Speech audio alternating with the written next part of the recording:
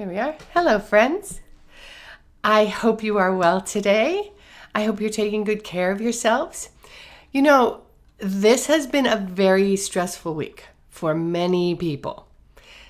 Now, some of us are very relieved at this point, but as of my writing of this broadcast, stress has really been in the air of the entire planet for this week, and that's why we're going to talk about the effects of stress on the voice today. That's what we're doing. But before I launch into this topic, I need to tell you, I have a little graphic for this. There we go. So I have something to tell you. I scored for you guys. Next week, the voice maven, Elizabeth Howard, CCM way shower, contemporary vocal ped pioneer, seriously badass person, Elizabeth Howard, will be here on the broadcast. I'm a little freaked out about that. Hi, Rita. Oh, yeah, Rita was excited that Elizabeth is on deck for next week. Honestly, you guys, we are going to talk microphone singing with probably someone who knows more about it than anyone on the planet, probably. I'm really excited. I also almost don't believe that she's making time for this broadcast, but you know what? I don't know. Maybe it's because we're both Chicago girls. There's Alexis. I know, Alexis. It's exciting. Thank you. So anyway, I hope you will be here with me next week, either live or on the replay. Actually, live would be better because we might have a question and answer time, which would be super cool. Okay, so our word. Oh, wait, did I even not? I didn't make a slide for my word. Darn it. Anyway, so I have a great freebie for you today, which you will get if you put the word chill, CHILL, in the chat. I'll tell you about it in a minute. The neurovocal bot will send you that link. She will also ask you if you want a message reminding you about next week's broadcast. And you will need to click this every week from now on. Because, Alexis, you'll tell me if this is working. Because Facebook has changed the rules. Yes, they have. So now you have to say every single week if you want to be reminded about my broadcast. Now, on to the topic. Stress is a word we bandy about pretty casually. Like we're used to it, like we're cool enough to handle it. But stress is a neurological phenomenon that has physiological effects. We're all set up neurologically to have stress work for us in a positive way. And when I say in a positive way, I mean keeping us alive. That's how I mean it. So us and members of our tribe, like if you are a pack, if you think of us like as social animals, right? Have you ever been on a playground and heard the cry of a child who has hurt him or herself? All the parents immediately stop and freeze and look to see if the screaming child is in fact theirs and if they are consequently going to be needed by said screaming child. So that is a stress response. Or more commonly, if you've ever been in that situation, which pretty much all of us have, where you've had to slam on the brakes really fast to avoid hitting something or someone, and then you get that like tingly feeling afterward, that is a stress response. That is a function of our sympathetic nervous system. And it's actually really cool. It diverts energy to muscle and away from digesting, hence the dry mouth that you get. It increases your heart rate, it increases your blood pressure, it even makes your eyesight more acute. How cool is that? And if you had to get away from danger super fast, you would be set up to do that. And then a few minutes later, when you saw that the danger was gone, your parasympathetic nervous system would kick in and you would go back to normal, or you'd cry or scream a little bit to burn cortisol, and then you'd go back to normal. Which, by the way, you guys, if you have that stressy feeling and you feel like you need to cry a little, please cry. Just do it. Say, this is a physiological response and I'm just going to do it instead of building up cortisol. Of course, our problem as humans is stuff like checking our social media every 10 minutes or getting behind the wheel of the car when you're worried and therefore everybody else on the road is stupid. or staying up too late every night. So then you are chronically tired. So those kind of things do not get you away from danger or save your life, but they will make your body respond in sort of a low-grade version of that same thing. And it can show up in a lot of different ways. And one of those ways is your voice, the voce. I am Meredith Colby. I have to do this. I always have to do this part. Here we go. Nope, that's Elizabeth. There we go. I'm Meredith Colby, and I help voice teachers create confident teaching and singing of contemporary styles. You can find me right here on Facebook every Monday at 1 o'clock Central and at meredithcolby.com. You guys, I've been working on my website. It wasn't the easiest to navigate before, but now it's pretty easy. And you can get around much more easily. So you can get my book, you can watch my videos, you can read my blog, sign up for the next neurovocal certification course, book a session, all that stuff. Super easy. It was a lot of work, but I'm very proud of myself. So thanks for being here with me today. If I say something that you agree with, that you think is important, that is a takeaway, anything like that, give me a heart, give me a thumbs up. If another voice teacher says something along those lines that gives you a takeaway, give that person a thumbs up or a heart. We're all doing this together. So, and now in my script says slide for freebie, but I don't have, but I didn't make it. I'm sorry. This is the chill. Anyway, but I'm giving away other people's stuff. Last week I gave away Brenda Earl Stokes' cool thing. This week I'm giving away New York voice goddess Karen Sussman. I love Karen. She's so smart. And she has this great video about how to correctly do laryngeal massage. She is an SLP. She's a speech language pathologist, and she uses it for vocal stress with her patients. And it's an excellent video. It really walks you through it. So if you put chill in the comments, CHILL in the comments, the bot will send you that link. I hope some people already have put that. So tell me if the bot does not send you the link. If it doesn't, I will. Whatever. I'll do it by hand. But anyway, as I said, hopefully it will send you that. And then you also have to tell it that you want a reminder about my broadcast next week. It's just how we're rolling now. Anyway, we have no bot yet, says Rita. Great. Well, that's okay. Even if you put chill in there and the bot doesn't show up for you, then I will. There we go. Okay. So, yes. So thanks, Rita. Thanks for telling me that. Okay. So on we go to the subject. We have all had vocal problems at some time or another. Everybody has. Even it might have just been that you developed a little temporary hoarseness from a cough or lack of sleep. It may have been something more serious. But in any event, you know that when things go wrong with your voice, it messes with you. It really messes with you, especially when you cannot identify what's wrong. Right? It messes with you a little when you say, oh, I've had a cough. But when something's just misbehaving and you don't know why, really makes you nuts, right? Like, or if you've been in a situation where your voice is not behaving and then you get scoped and the scope, the doc says, you're fine. Everything's fine. Or if the symptoms change from day to day, that can be really troubling.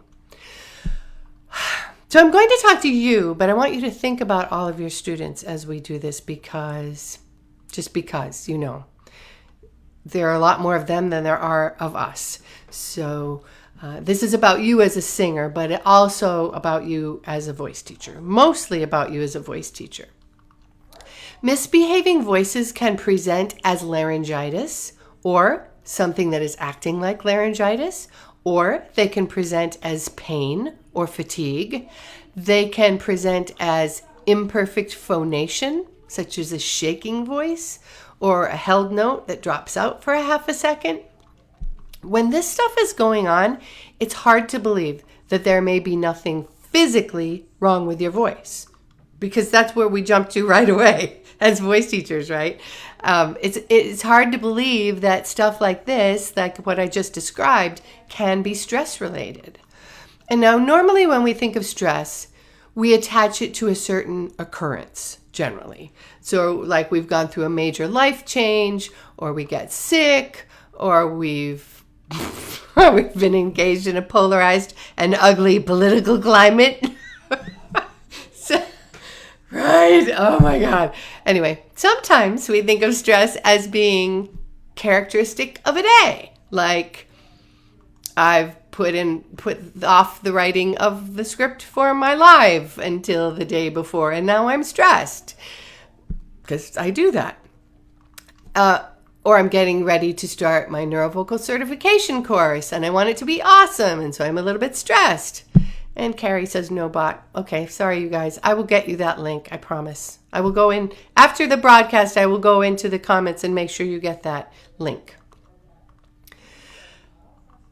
Sometimes in the comments, I will put a little graphic so that you can really see the link. But Facebook will let you know that I've commented, or I will say your names. Anyway, normally, we don't think of our daily lives as being stressful in a problematic way. We tend to think we're just dealing with stuff, dealing with everyday stuff.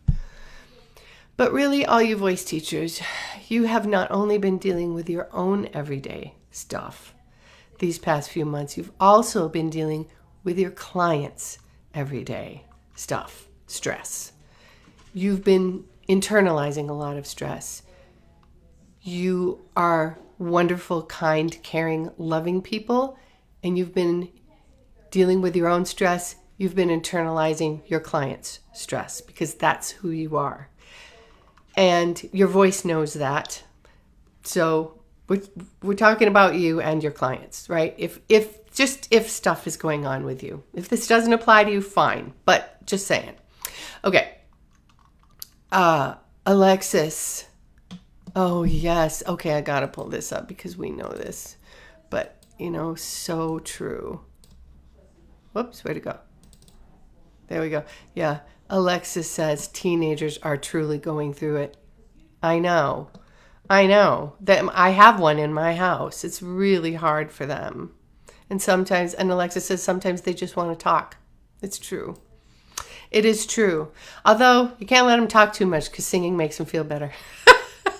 Anyway, so I know that you all know that stress can show up in many ways, like being tired, being irritable, being depressed. You might have had symptoms like headaches or trouble sleeping. Stress can show up both emotionally and physically. So when I say that, you're probably thinking, blah, blah, blah. I've heard all that before. But the thing is that we almost always blame those symptoms on other things, right? I mean, name me a symptom. I have a headache. Oh, I had coffee today, or I couldn't sleep. Oh, I stayed up too late watching TV. We blame it on other things. We'll say we're coming down with something, or we're worried about our kids. We almost never say, I wonder if the reason I feel like crying and I can't sleep is because I'm stressed in my everyday daily life. We don't do that, generally speaking. Now, I love to talk about brain stuff, and I'm not going to go on and on about it. But, brain stuff, I do have to say a little bit. Your larynx is innervated exclusively by the vagus nerve, the 12th cranial nerve. It has the branches that innervate the larynx have their own names. So don't get confused. If you've heard it as different names, that's fine. They have their own names, but they are branches of the vagus nerve. And the vagus nerve is part of the autonomic nervous system. It is both sympathetic and parasympathetic, which is fancy talk for saying it's in charge of the fight or flight response. And also the calm down after the fight or flight response that you get once you realize that you are safe. So both the ramp up and the cool down.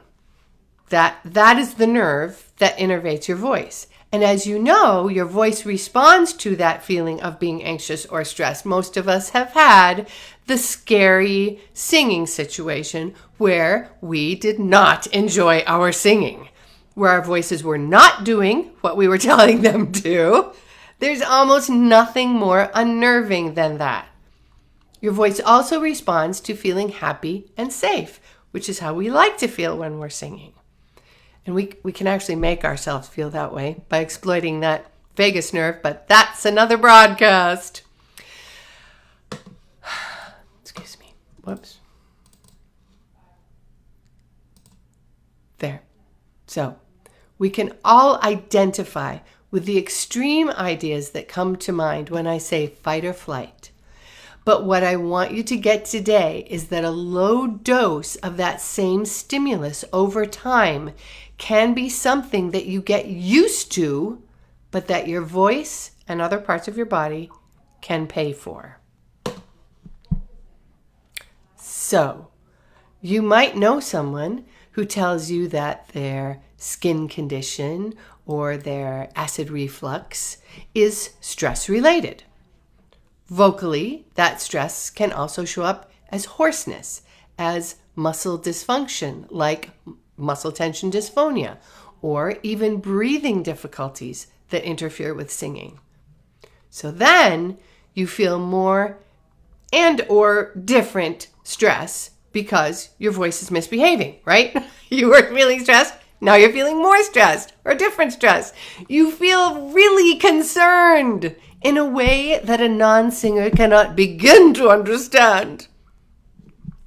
And then we're left wondering if the aberrant behavior of your voice is the cause of your emotional stress or the result of the emotional stress, or both, if you have a little chicken egg thing going on.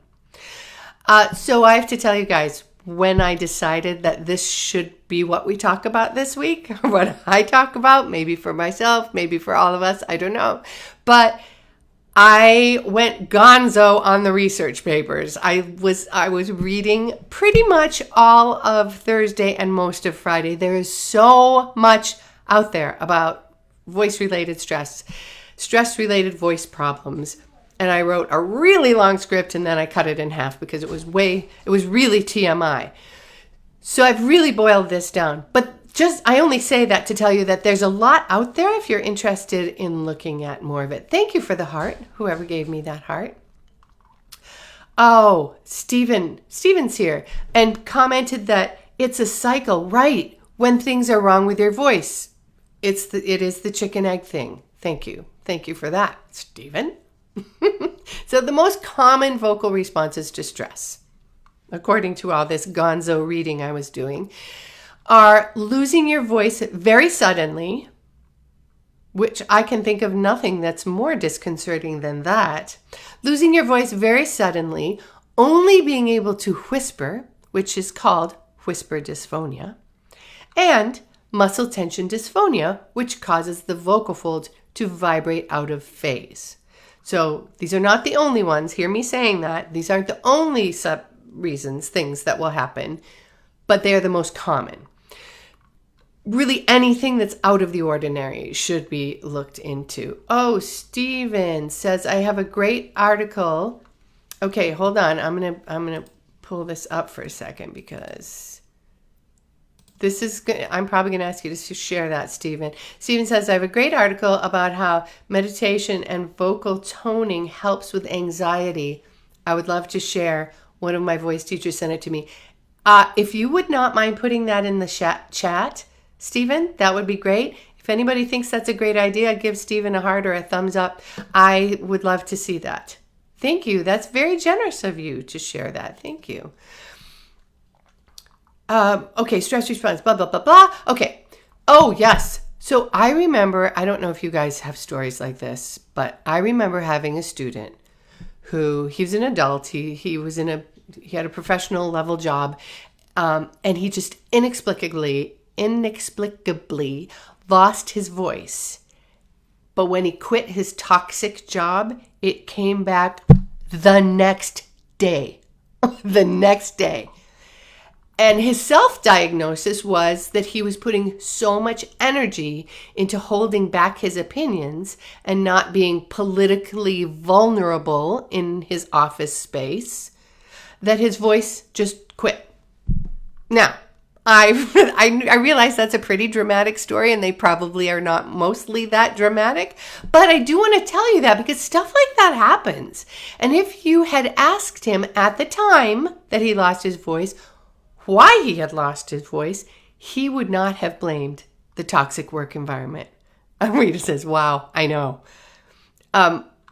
He would not have blamed the toxic work environment because he had come to accept it as normal. That's the reason I'm telling you this story, because he was doing the thing that we all do, which is, oh, this stress is just part of my life. Oh, this mean boss is just part of my life. I can handle it. I can deal with it. It's no big. That's the thing that we do. We write it off. We're like, I can deal with this.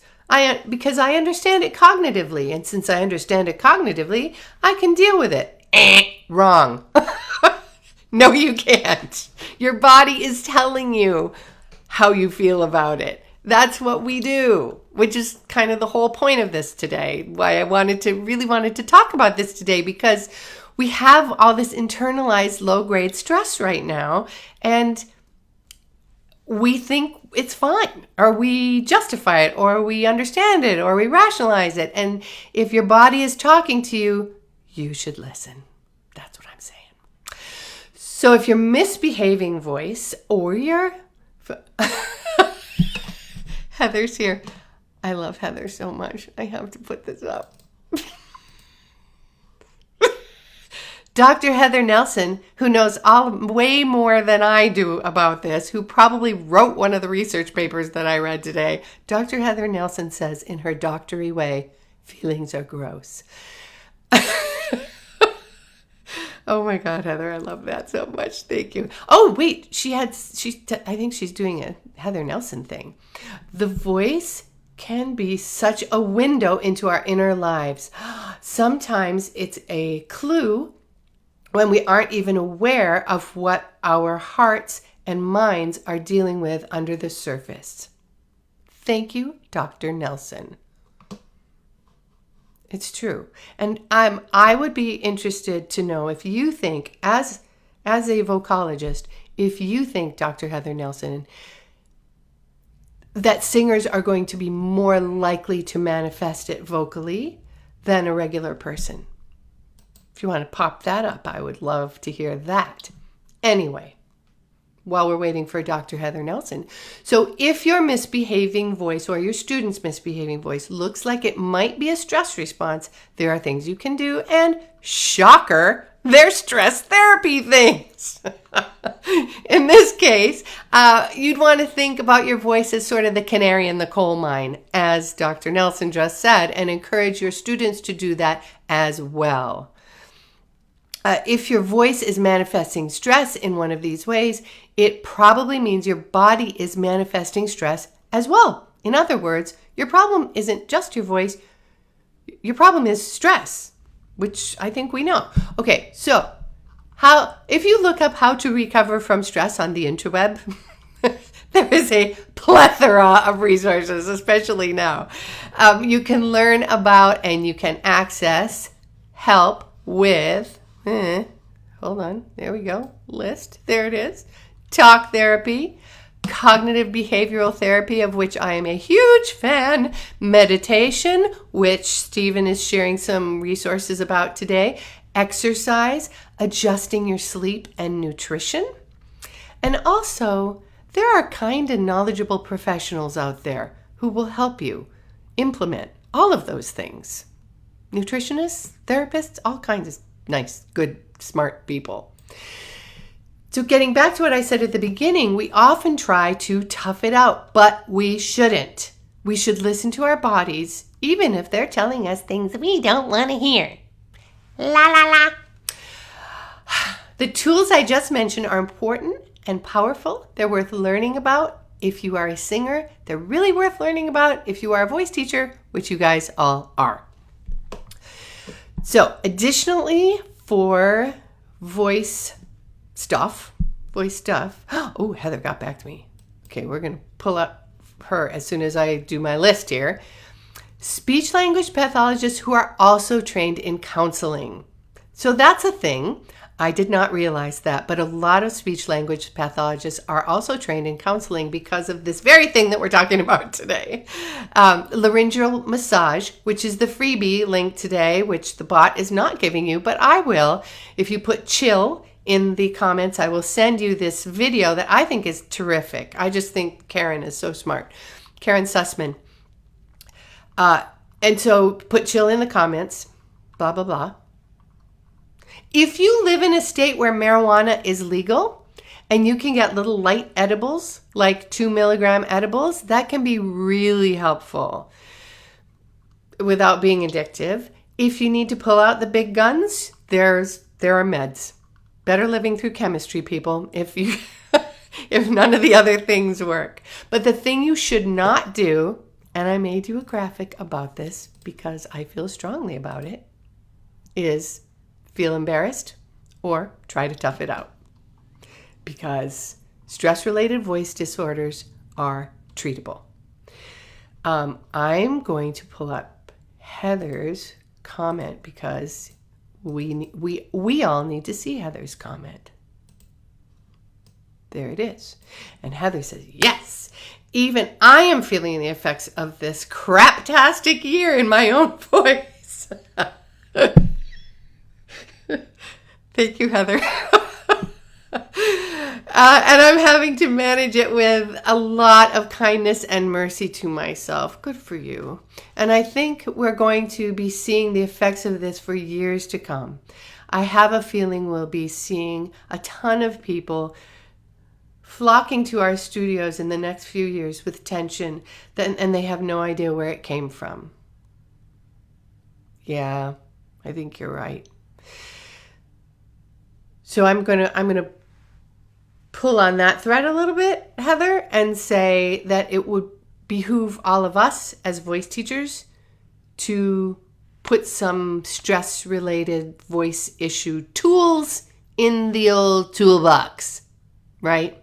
I think that would probably be really beneficial to all of us to do that, to know more about the stress effects. Because, as I said before, do not be mean, do not be embarrassed. Help your students not be mean to themselves or be embarrassed. Because, as Heather says, we're probably going to see them in our studios. And all the things I read about being, confident. Wait a minute, sorry.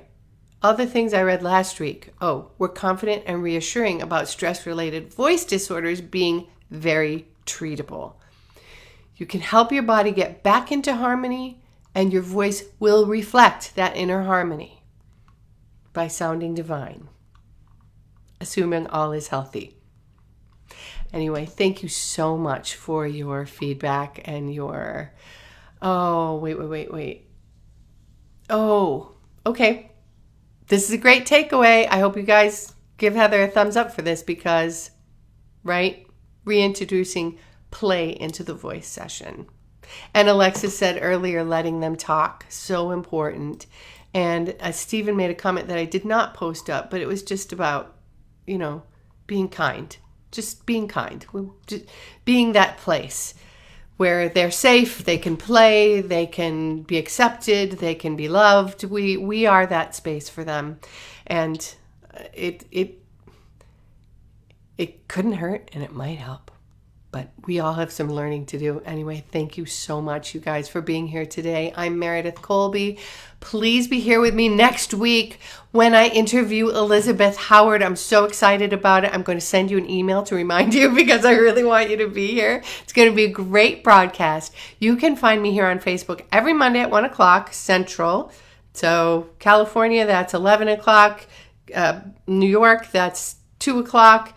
And in Britain, that is, It's 1900, 7 o'clock now because we changed time zones. Anyway, stay safe, stay well, be nice to yourselves, manage your stress, and have a great week. Bye.